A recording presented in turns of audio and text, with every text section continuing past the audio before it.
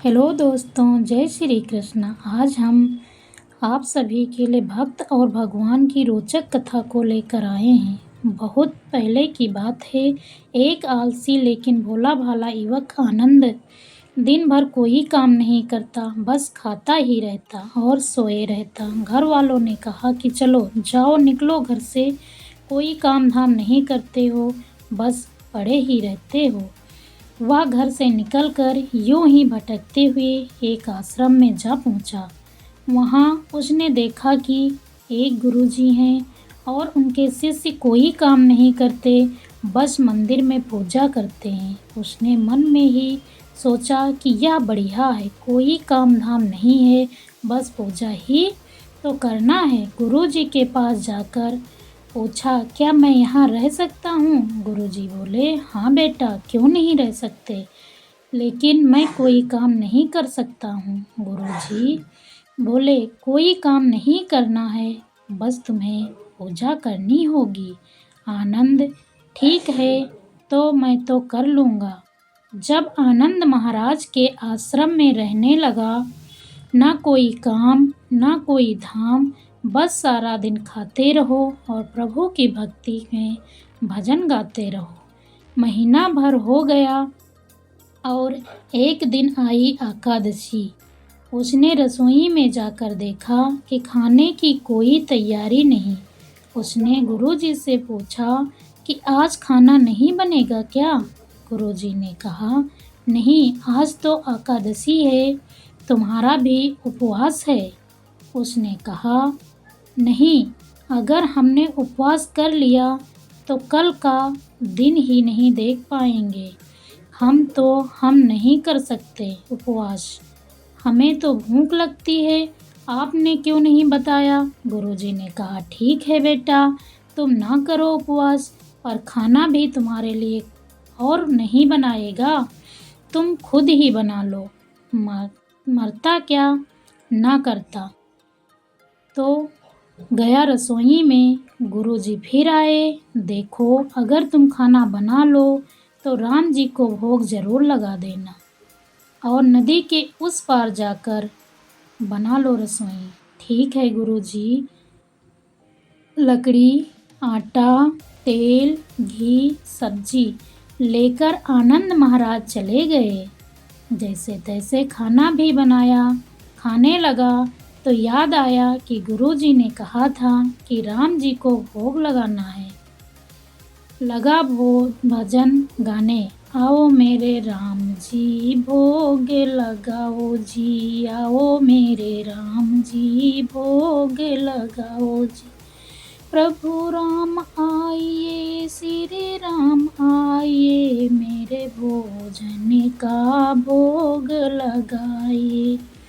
कोई न आया तो वह बेचैन हो गया कि यहाँ तो भूख लग रही है और राम जी आ ही नहीं रहे।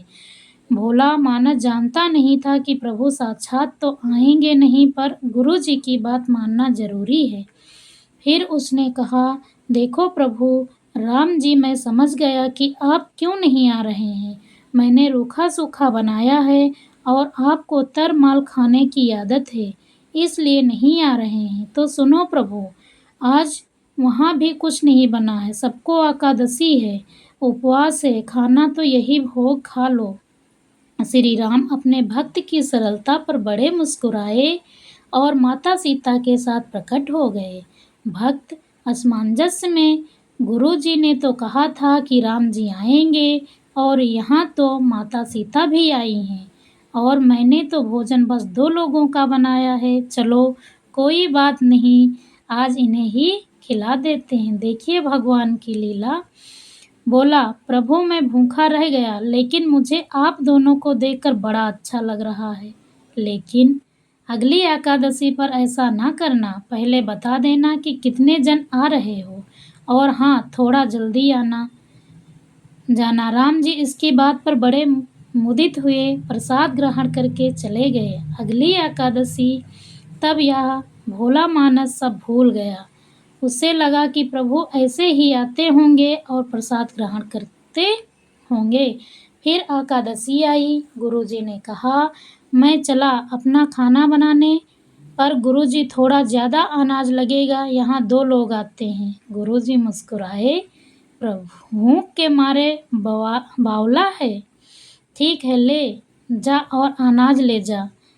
अब की बार उनसे 3 लोग का खाना बनाया, फिर गुहार लगाई, प्रभु राम आइए, सीताराम आइए, मेरे भोजन का भोग लगाइए। प्रभु की महिमा भी निराली है, भक्त के साथ कौतुक करने में उन्हें भी बड़ा मजा आता है। इस बार वे अपने भाई लक्ष्मण, भरत, शत्रुघ्न और हनुमान जी को लेकर आ गए। भक्त को चक्कर आ गया, यह क्या हुआ? एक का भोजन बनाया तो 2 आए, आज 2 का बनाया तो पूरा खानदान आ गया। लगता है आज तो भूखा ही रहना पड़ेगा। सबको भोजन लगाया और बैठे-बैठे देखता रहा। अनजाने ही उसकी भी एकादशी हो गई। फिर अगली एकादशी आने से पहले गुरुजी से कहा, गुरुजी, ये आपके प्रभु राम जी अकेले क्यों नहीं आते हैं? हर बार कितने सारे लोग ले आते हैं, इस बार अनाज ज़्यादा देना। गुरुजी को लगा कहीं यह अनाज बेचता तो नहीं है, देखना पड़ेगा जाकर। भंडार में कहाँ, इसे जितना अनाज चाहिए दे दो और छुपकर उसे देखने चल पड़े।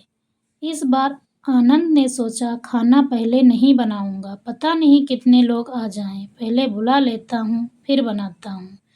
फिर तेल लगाई, प्रभु राम आइए, श्री राम आइए, मेरे भोजन का भोग लगाइए। सारा राम दरबार मौजूद।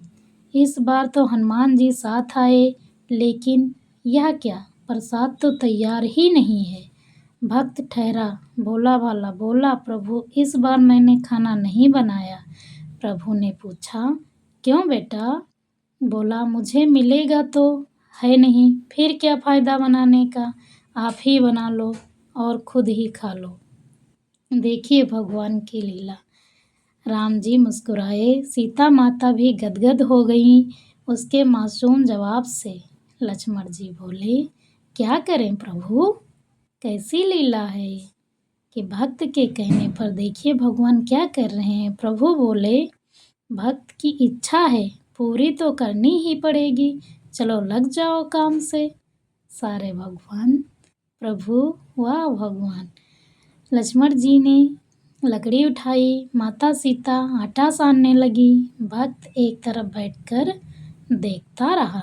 माता सीता रसोई बना रही थी तो कई ऋषि मुनि व यक्ष गंधर्व प्रसाद लेने आने लगे। इधर गुरुजी ने देखा कि खाना तो बना नहीं, भक्त एक कोने में बैठा है। पूछा, बेटा क्या बात है, खाना क्यों नहीं बनाया तुमने?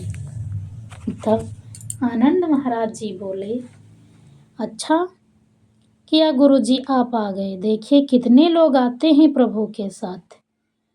गुरुजी मुस्कुराते हुए बोले, मुझे तो कुछ नहीं दिख रहा है तुम्हारे और अनाज के सिवा। तब भक्त आनंद ने माथा पकड़ा और एक तो इतनी मेहनत करवाते हैं प्रभु, भूखा भी रखते हैं और ऊपर से गुरुजी को दिख भी नहीं रहे, यह और बड़ी मुसीबत है। प्रभु से कहा, आप गुरुजी को क्यों नहीं दिख रहे हो प्रभु? प्रभु बोले, मैं उन्हें नहीं दिख सकता। बोला, क्यों?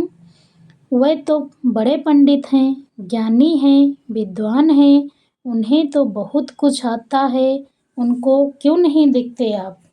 प्रभु बोले, माना कि अब उनको सब आता है, पर वे सरल नहीं हैं तुम्हारी तरह, इसलिए उनको नहीं दिख सकता। बेटा, आनंद महाराज ने गुरुजी से कहा, गुरुजी प्रभु कह रहे हैं कि आप सरल नहीं हैं, इसलिए आपको नहीं दिखेंगे। गुरुजी रोने लगे और कहने लगे कि वाकई मैंने सब कुछ पाया पर सरलता नहीं पा सका तुम्हारी तरह।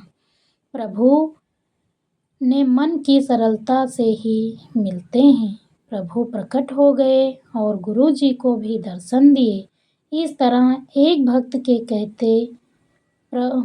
कहने पर प्रभु की रसोई भी बनी।